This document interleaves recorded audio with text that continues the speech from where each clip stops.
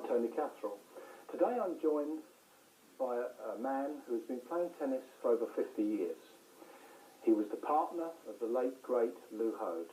Who else were I talking about but Ken Rosewall?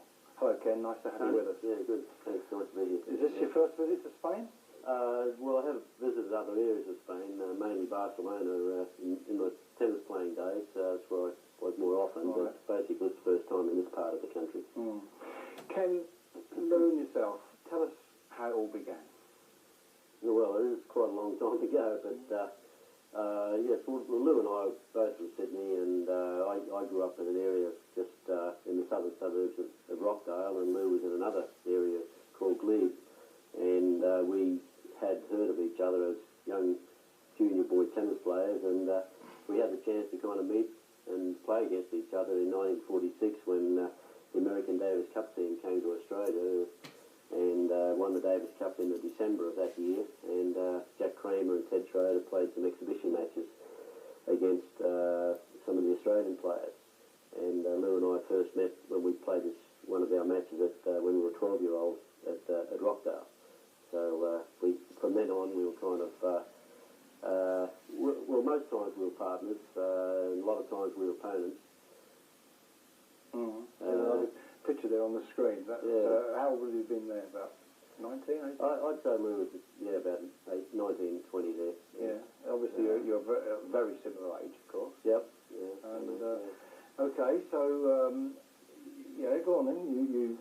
Well, we had the chance to kind of improve our tennis by feeding off each other, and because we lived in Sydney, and we just happened to have the chance to improve by being with each other and playing against each other a lot of the times, and have the chance also to be with some of the other great Australian players like Frank Sedgman and Ken McGregor, and around the Davis Cup squad team and the matches, and I think that helped us a lot. So we really kind of had the opportunity then of I suppose being good enough as young players to travel outside of Australia with the team, and we kind of really improved our game and learned a lot about travelling around the world, and with Harry Hoffman as our captain manager and a father figure showing us when to be on time and so on. And this picture of Lew here, I think it's at our White City tennis courts in Sydney, and this was probably at a time before Lew and I knew each other. I would guess Lew's only about 8 or 9 years of age. Yeah. So that's about the time he was beginning to play some tennis, and I was beginning to play some tennis, because I know he did play in some of the 13 under events and that. So it was strange, because Lew had a short career there for a while, because I think when he was about 12 years of age he decided to retire. He retired for a couple of years and then came back bigger and stronger and better than ever. That picture we've just seen, it almost was what I know about Lew Hoad, and you obviously know a lot more than anybody, but he was typical, this sort of this aggression on court. He had this, didn't he? Yeah, well, Lew's game developed into being a very aggressive player. I mean, he's very strong physically, and that's the way his game was. We were quite opposite. I mean, obviously I'm dark hair, Lew was blonde hair, and that's it was opposite as far as the way we played too, because he was very aggressive and I was a little bit more conservative. But this is an older picture too, I suppose. This is a time in the earlier professional tennis days when Lew and I came back to Australia, and the two fellows at the back on the left is Tony Traber and Barry McKay, both from America, and it was a time we'd just come back to Australia on, I guess, on Qantas Airlines and from somewhere to play some matches. I take it you were sponsored there by Schlesinger or Dunlop. I mean, this is all part of the deal. Well, very big sponsorships in those days. I think we probably all made about £100 a year or something or other. We've heard some if we're lucky. Yeah, we've heard some of the fees people got paid in those days. I think Trevor Fancup told me that he got £5 or something. Oh, but Trevor was overpaid, wasn't he? I hope Trevor doesn't hear that. No, well, but no, it wasn't very much in those days, that's for sure. No, there's another interesting picture here. This is a good one, I think. Well, this is Lew and I. We only played the once at Wimbledon, and that was in the final in 1956. And Lew had already won the Australian Championship, where he beat me in the final, and he won the French Championship. And I wasn't there that year of '56, and then we played in the final at Wimbledon that year. Ironically, though, you stopped him winning the Grand Slam, didn't you, in America? Well, I did that same year of 1956. I felt I played pretty well that day, and I don't know. I don't think the occasion was too big for Lew because he always played well on big occasions. His game fluctuated a little bit depending on the importance of the event.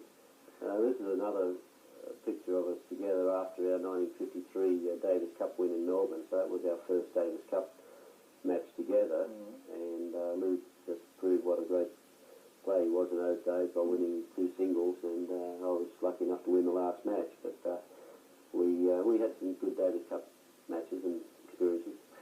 What made you into what is, there's no doubt, I think everybody's known, into the greatest doubles partnership that's ever been in tennis. What made you into that? We were different, as you just said earlier on, but what was it that really made you so great? Well, we were a good pair. I mean, we played well with each other. I mean, as you were saying earlier, my game was, the style of play was a little bit different to Lew's, but we just seemed to blend well together. And I think having a chance to start off at an early age in the junior areas, we worked up a good combination. And but Lew was an outstanding doubles player anyway, and as he showed, that one year he played with our other great Australian player, Rex Hartwig, for that full year, and I played with Neil Fraser, but Rex and Lew won a vital doubles match in the Davis Cup Challenge round as it was in those days against America. So that was 1955. Right. And then the next year I came back and played with Lew again, and we won some other titles that year. But I think the way the game was played those days with the type of equipment and most of the bigger events on grass, our game formulated well together and made it into a fairly good combination. Did you have a surface where you felt you played better on, or not? I mean, well, in Australia we grew up on the clay courts. We all started on that, and then we moved into the grass, where most of our major events were played. And of course, in those days, it was nearly a grass court circuit, except for the European tournaments. And Wimbledon was grass, of course, and still is, and the American circuit was grass.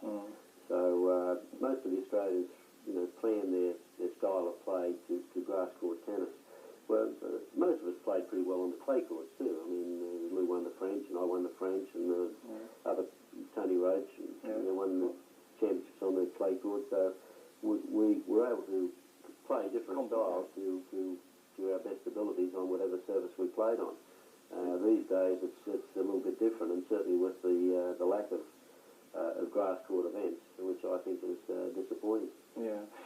So, I mean, Spain now recently, they've developed some players who play very well on clay. Obviously, Conchita winning Wimbledon on grass, and Bulgaria. How do you see the Spanish game developing nowadays? Well, I think Spain's always been very strong in tennis, and I suppose over the years they've always felt that they've never really wanted to play on grass, or never enjoyed playing on grass.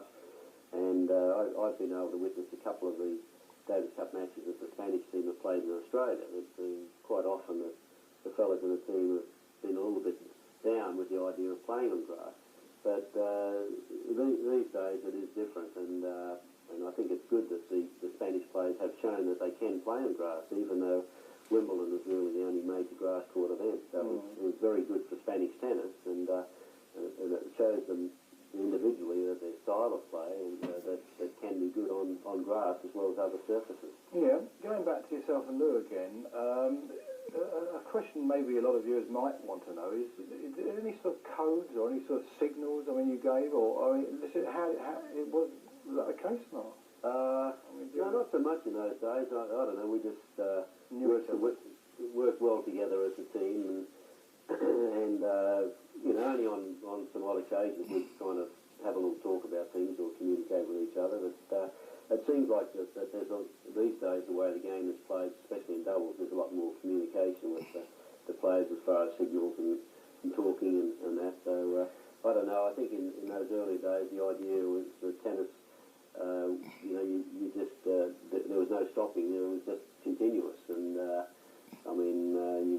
you really didn't have any seats at the umpire stand to sit down on and to change ends. I mean, everyone just had their drink of water or whatever and just went on. So but the various rules and regulations have been introduced to the game, and it's allowed the player to, a little bit more time in between points and in between games and things like that.